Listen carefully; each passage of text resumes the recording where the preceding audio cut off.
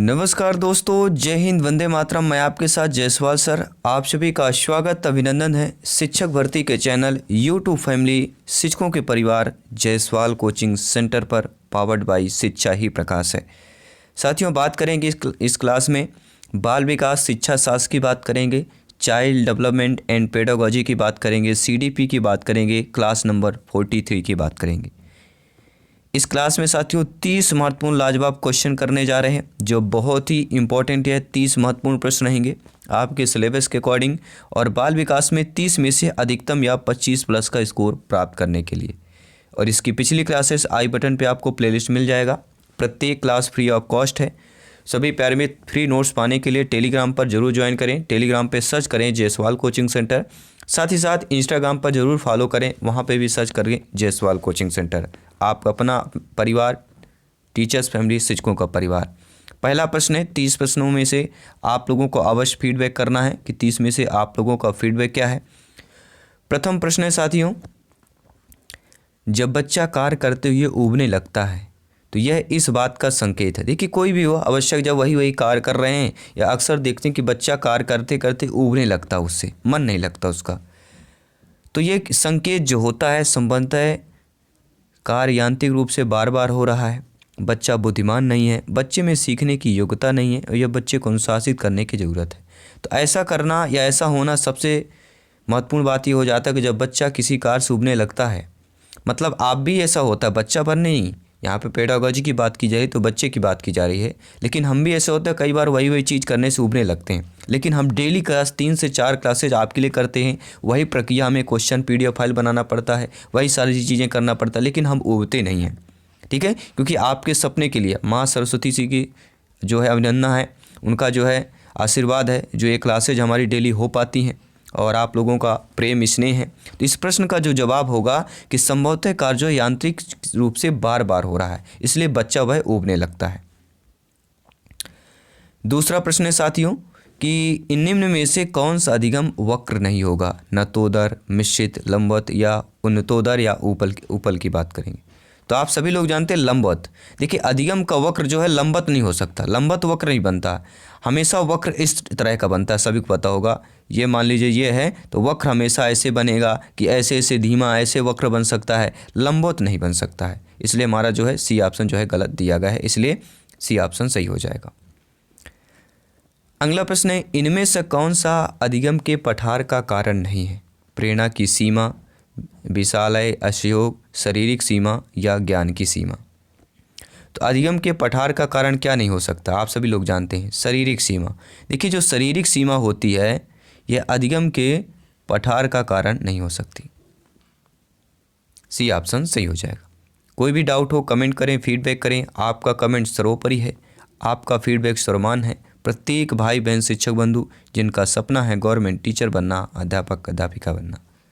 साथियों, अधिगम वक्र में जो पठार बनता है वह परिपक्वता के कारण, अभिप्रेरणा के कारण, थकान के कारण या अभिरुचि के कारण बनता है। तो अधिगम में जो वक्र पठार बनता है वह किसके कारण बनता है, सभी लोग बताइएगा। देखिए, थकान के कारण वक्र बनता है। अगर आप में थकान नहीं होगी, अधिगम वही लगातार होता रहे तो ये ऊपर बढ़ता ही जाएगा ऐसे। लेकिन जब थकान आती है तो पहले हमारा बढ़ता फिर ये डाउन हो जाता है, तो ये कैसा बन जाता है, वक्र बन जाता है। अर्थात अधिगम के वक्र में पठार बनता है थकान के कारण। अभिरुचि के कारण तो वक्र में पठार नहीं बन सकता है, ठीक है, ना ही अभिप्रेरण के कारण। तो यहाँ पे थकान के कारण सी ऑप्शन हमारा सही हो जाएगा। आई होप सभी प्यारे मित्र अच्छे तरीके से समझ पा रहे होंगे। बात करेंगे अगले प्रश्न की। जिस वक्र रेखा में प्रारंभ में सीखने की गति तीव्र होती है और बाद में यह क्रमशः मंद हो जाती है, उसे क्या कहते हैं। उन्नतोदर, नतोदर, मिश्रित या वक्र रेखा। देखिए, आप लोग देखते होंगे जो ये वक्र का पठार होता है ऐसे पहले धीरे धीरे उच्च पर जाता, फिर नीचे नीचे निम्न पर आ जाता है। ये हमारी उच्च कहला जाएगा और ये कहला जाएगा निम्न और ये कहला जाएगा शुरुआत। तो जिस वक्र रेखा में प्रारंभ में सीखने की गति तीव्र होती है और बाद में क्रम से मंद हो जाती है, उसे कौन सी रेखा कहते हैं, उसे ही साथियों उन्नतोदर वक्र कहते हैं। अर्थात हम प्रथम ऑप्शंस की बात कर रहे हैं।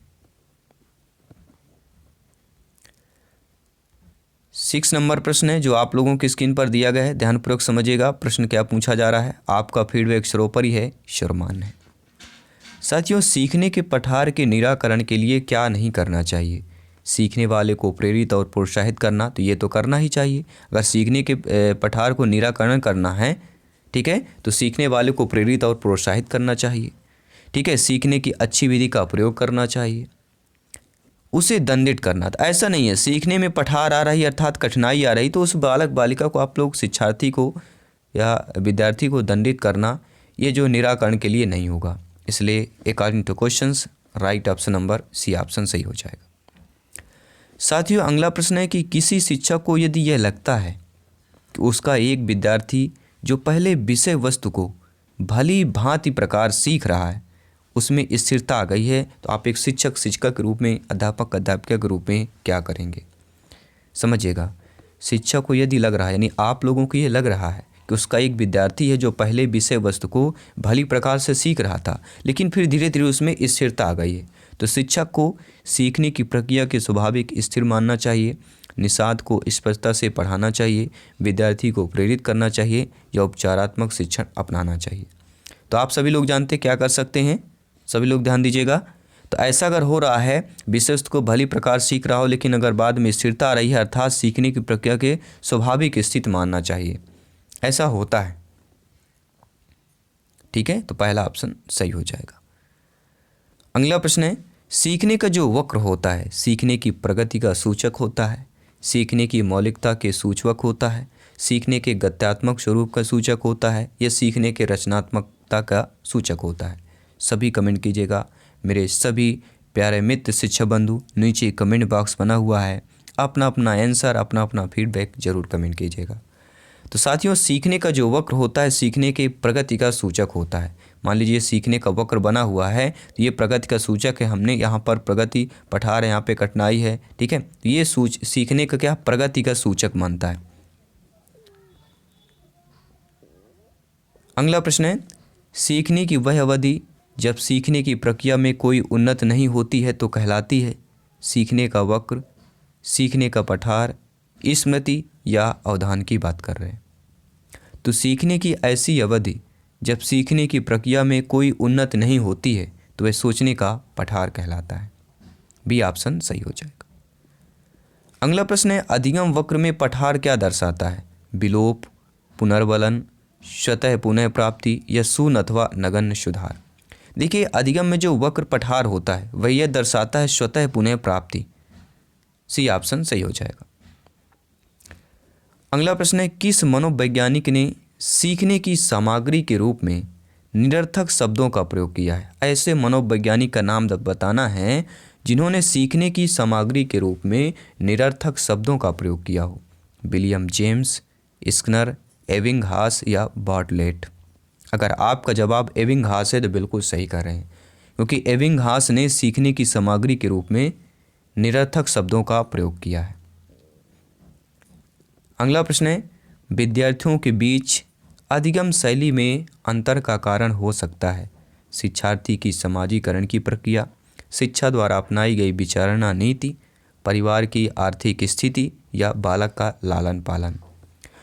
तो विद्यार्थियों के अधिगम या विद्यार्थियों के बीच अधिगम शैली में जो अंतर का कारण होता है वह शिक्षा द्वारा अपनाई गई विचारणी नीति से होता है, ना कि समाजीकरण प्रक्रिया से, ना ही आर्थिक स्थिति, ना ही लालन पोषण से। तो यहाँ पर आप लोगों का बी ऑप्शन सही हो जाएगा।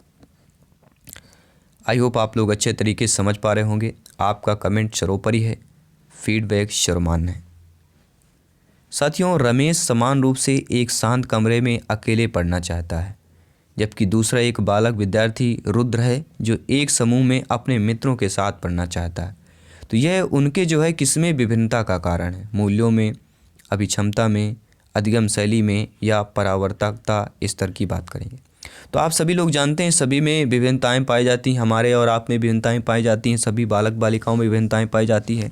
तो रमेश का अगर शांत कमरे में पढ़ रहा है, रुद्र समूहों के साथ पढ़ रहा है, अर्थात इनकी जो विभिन्नता का कारण है अधिगम शैली का है। सी ऑप्शन सही हो जाएगा। अगला प्रश्न है, अनपढ़ माता पिता के बच्चे अंग्रेजी सिखाना चाहते हैं, तो आप जो हैं एक शिक्षक के रूप में, अध्यापक अध्यापिका के रूप में, उनके जो है बच्चे के माता पिता अनपढ़ हैं और उस बच्चे को अंग्रेजी सिखाना चाहते हैं, तो आप बच्चे से सीधी में बात करेंगे, आप बच्चे को अंग्रेजी बोलने के लिए बाध्य करेंगे, आप बच्चे को मातृभाषा में बोलने से रोकेंगे, या आप ये बात भाषा की सहायता से सारणी सिखाने का प्रयास करेंगे। तो आप क्या है, सही बात है कि भाषा की सहायता से जो है आपको जो है सिखाने का प्रयास करना चाहिए अंग्रेजी भाषा का। ठीक है, आप हिंदी भाषा की सहायता से अंग्रेजी भाषा सिखाने का प्रयास करें, क्योंकि आप लोग ज्ञानी सर्वज्ञ व्याख्याता लोग हैं, भावी अध्यापक अध्यापिकाएँ हैं, और आपके लिए सभी बालक बालिकाएँ समान हैं, एक समान हैं, क्योंकि हम बात कर रहे हैं समावेशी शिक्षा, समेकित शिक्षा की बात कर रहे हैं। निम्नलिखित में से कौन सा एक संबंधात्मक अधिगम शैली की विशेषता है? अनुक्रमिक सोच, संपूर्ण के हिस्से के रूप में सूचना की धारणा, सहज ज्ञान, युक्ति अधिगम, या असुरचना का तत्कालिक प्रदर्शन की बात करेंगे। कमेंट आ चुका है, फीडबैक आ चुका है कि ऐसा एक संबंधात्मक अधिगम की शैली की जो विशेषता है वह होगी अनुक्रमिक सोच की बात कर रहे हैं। चलिए बात कर लेते हैं अगले प्रश्न की, जो आप लोगों की स्क्रीन पर प्रश्न आ चुका है। प्रश्न पूछा जा रहा है कि जो छात्र कक्षा में दूसरे को परेशान करते हैं तो उनके पास किस प्रकार की सीमाएं की शैली होने की संभावना हो सकती है? साथियों, गति संवेदी, स्पर्शनीय, श्रवण, दृश्य, 4 ऑप्शंस दिए जा चुके हैं। तो जो छात्र कक्षा में दूसरे को परेशान करते हों तो उनके पास जो है गति संवेदी प्रकार की जो सीमा की शैली होने की संभावना होती है। पहले ऑप्शन की बात कर रहे हैं, अक्सर ऐसा होता रहता है। बात करेंगे अगले प्रश्न की। इनमें से कौन सा सीखने की शैली एक उदाहरण है? संग्रहण, तथ्यात्मक, स्पर्श संबंधी, या चाक्षुष की बात करेंगे। देखिए, सीखने की शैली का उदाहरण पूछा जा रहा है, तो सीखने की शैली का उदाहरण यहाँ पे जो कहला जाएगा हमारा चाक्षुष की बात करेंगे। डी ऑप्शन की बात कर रहे हैं। कोई भी डाउट हो कमेंट करें, फीडबैक करें। आपका कमेंट सर्वोपरि है, आपका फीडबैक सर्वमान्य है। प्रत्येक भाई बहन शिक्षक बंधु का जिनका सपना है अध्यापक अध्यापिका बनना, गवर्नमेंट टीचर बनना, सभी मित्रों को जय हिंद, वंदे मातरम, इंकलाब जिंदाबाद। एग्ज़ाम फतेह करना है तो प्रत्येक क्लास का सेशन का प्रत्येक प्रैक्टिस सेट इंपॉर्टेंट है। इसलिए कहते हैं चैनल को सब्सक्राइब कीजिए और इस परिवार का हिस्सा बनिए, ऑनर बनिए और अपने प्रिपरेशन को और बेहतर कीजिए। अगला प्रश्न है, बच्चे के विकास के सिद्धांतों को समझना शिक्षक की सहायता करता है। साथियों, बच्चे के विकास के सिद्धांतों को समझना शिक्षक की सहायता करता है। शिक्षार्थियों को क्यों पढ़ाना चाहिए, यह औचित्य स्थापित करने में, शिक्षार्थियों को भिन्न अधिगम शैलियों को प्रभावी रूप से संबोधित करने में, शिक्षार्थियों के सामाजिक स्तर को पहचानने में, शिक्षार्थी की आर्थिक पृष्ठभूमि को पहचानने में। सभी कमेंट कीजिएगा। देखिए, बच्चे के सिद्धांतों को समझना है तो शिक्षक की कौन सा ऑप्शन जो है सहायता करेगा? विद्यार्थियों के भिन्न अधिगम शैलियों को प्रभावी रूप से संबोधित करने में, अर्थात साथियों बी ऑप्शन सही हो जाएगा। अगला प्रश्न क्या पूछा जा रहा है कि शिक्षण अधिगम प्रक्रिया में व्यक्तिगत रूप से ध्यान देना महत्वपूर्ण है। ध्यानपूर्वक समझिएगा, किसकी बात कर रहे हैं? शिक्षण अधिगम प्रक्रिया में व्यक्तिगत रूप से ध्यान देना महत्वपूर्ण होता है कि क्योंकि शिक्षार्थी हमेशा समूहों में ही बेहतर सीखते हैं, क्योंकि शिक्षक प्रशिक्षण कारकों में ऐसा ही बताया गया है। क्योंकि इससे प्रत्येक शिक्षार्थी को अनुशासित करने के लिए शिक्षकों को बेहतर अवसर मिलते हैं, क्योंकि बच्चों को विकास दर भिन्न होती है और जो है भिन्न तरीक़ों से सीख सकते। बिल्कुल सही बात है। शिक्षण अधिगम प्रक्रिया में व्यक्तिगत रूप से ध्यान देना महत्वपूर्ण होता है, क्योंकि बच्चों की विकास दर भिन्न भिन्न होती है और वह भिन्न तरीक़ों से सीख सकते हैं। इसलिए डी ऑप्शन सही हो जाएगा। अगला प्रश्न है, स्कूटर चलाने व्यक्ति द्वारा कार चलाना सीखते समय उसके पूर्व अनुभवों का सहायक होना किस प्रकार के अधिगम का अवतरण का उदाहरण होगा? सभी लोग जानते हैं, मतलब स्कूटर चला रहा है, फिर उसके द्वारा कार चलाना सीखना पूर्व अनुभव में सहायक हो, मतलब स्कूटर चलाने में जो अनुभव होगा वह सीखने में जो है उसको सहायक आपके कार चलाने पर करेगा। तो ये जो अधिगम होगा ये किस प्रकार का उदाहरण होगा? ये होगा ऊर्ध्व अंतरण की बात करेंगे। अगला प्रश्न है कि एक बालक कक्षा में सीखे गए गणित का उपयोग किसी अन्य विषय के प्रश्न को हल करने में करता है, तो अधिगम का सकारात्मक स्थानांतरण होगा। अधिगम का यहाँ पे स्थित स्थानांतरण की बात करेंगे, अधिगम के नकारात्मक स्थानांतरण की बात कर रहे हैं या प्रेरणात्मक स्थानांतरण की बात कर रहे हैं। तो एक बालक बालिका शिक्षार्थी विद्यार्थी कक्षा में सीखे गए गणित का उपयोग किसी अन्य विषय के प्रश्न को हल करने में करता है, मतलब वो जो पुराना उसने सीखा उसको आगे में मदद कर रहा है, अर्थात अधिगम का सकारात्मक स्थानांतरण हो रहा है। पहला ऑप्शन सही हो जाएगा।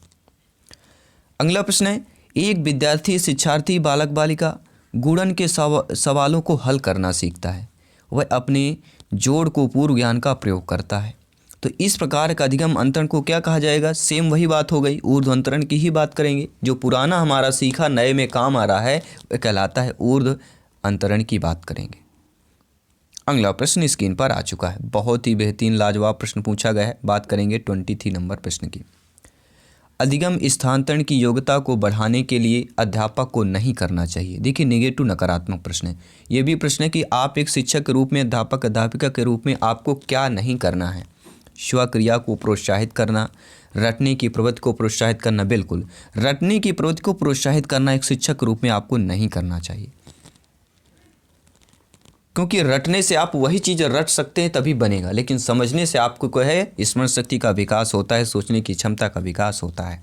तो अधिगम की स्थानांतरण की योग्यता को बढ़ाना है तो एक अध्यापक के रूप में रटने की प्रवृत्ति को प्रोत्साहित नहीं करना है। क्या करना है? स्वक्रिया को प्रोत्साहन देना है, स्वयं करने की क्रिया को प्रोत्साहन देना है, सूझ द्वारा सीखने का विकास करना है और सामान्यीकरण पर बल देना है। अगला प्रश्न है, शब्द आइडेंटिकल एलिमेंट्स समान तत्व निम्न में से गहन संबंध रखते हैं। समान परीक्षा प्रश्न, सहयोगिता से ईर्ष्या, अधिगम स्थानांतरण या समूह निर्देशन। तो आइडेंटिकल की बात करेंगे, एलिमेंट्स की बात करेंगे, समान तत्व जो है जिससे गहन संबंध रखते हैं तो वह होगा अधिगम स्थानांतरण की बात कर रहे हैं, सी ऑप्शन की बात करेंगे। प्रत्येक प्रश्न इंपॉर्टेंट है, प्रत्येक प्रश्न का सेशन, प्रत्येक क्लास का क्वेश्चन इंपॉर्टेंट है। एक क्रिकेट खिलाड़ी अपनी गेंदबाजी कौशल को विकसित कर लेता है। कैसा है? ध्यान दीजिएगा, खिलाड़ी क्रिकेट का है और अपनी गेंदबाजी कौशल को विकसित कर लेता है, तो यह उसके बल्लेबाजी के कौशल को प्रभावित नहीं करता है तो क्या कहेगा? विधेयात्मक प्रशिक्षण अंतरण, निषेधात्मक प्रशिक्षण अंतरण, शून्य परीक्षण अंतरण प्रशिक्षण या इनमें से कोई नहीं।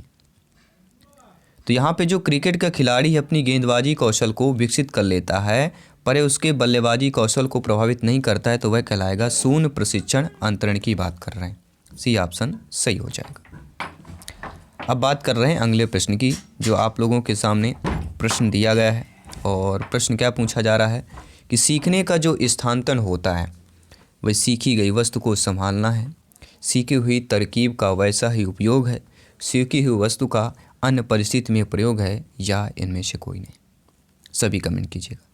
साथियों, सीखने का जो स्थानांतरण होता है वह सीखी हुई वस्तु का अन्य परिस्थिति में प्रयोग की बात करेंगे, सी ऑप्शन की बात कर रहे हैं। अगला प्रश्न है, दर्पण चित्त परीक्षण किसको मापने हेतु प्रयुक्त होता है?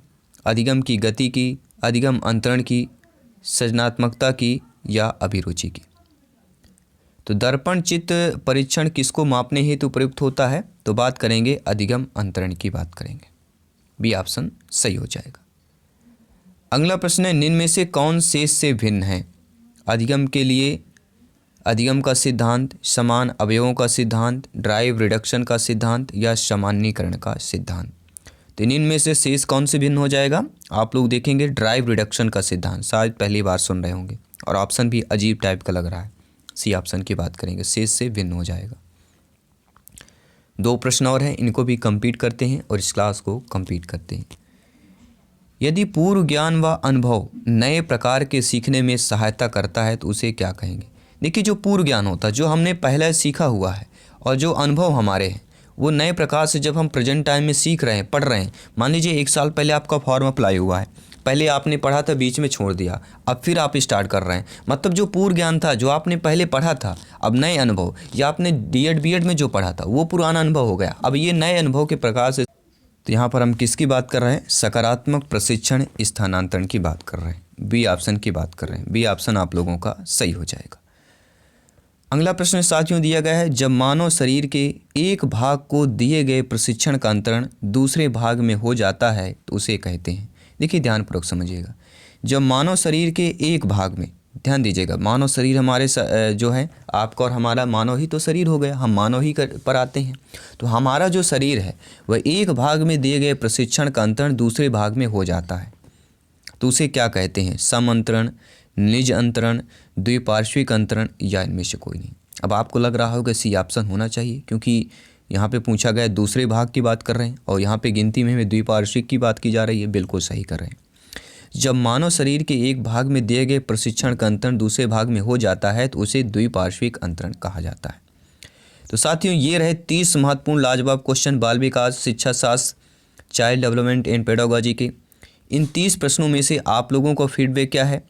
15 प्लस है, 20 प्लस है, या 25 एबव? जितना भी आप लोगों का स्कोर हो आप लोग कमेंट करें। आपका फीडबैक सर्वोपरि है, सर्वमान्य है। और सीडीपी में 25 प्लस का स्कोर करना है तो प्रत्येक क्लास इंपॉर्टेंट है, और आउट ऑफ 150 में से 125 प्लस का स्कोर प्राप्त करना है तो प्रत्येक क्लास का सेशन, प्रत्येक प्रैक्टिस सेट इंपॉर्टेंट है। इसलिए चैनल को विजिट कीजिए, सब्सक्राइब कीजिए, अपने परिवार का हिस्सा बनिए, शिक्षकों के परिवार में जुड़िए, फैमिली बनिए, और आने वाली क्लासेज को बेहतरीन के साथ नोटिफिकेशन प्राप्त कीजिए। और सिलेक्शन के साथ साथ एग्जाम फतेह की जो तैयारी चल रही है उसमें अपने आप को अग्रणी रखिए और सिलेक्शन प्राप्त कीजिए, अपने सपने को साकार कीजिए। मैं आपके साथ जायसवाल सर, आप सभी का स्वागत, अभिनंदन है। जल्दी मिलते हैं नेक्स्ट क्लास पर। धन्यवाद सभी का।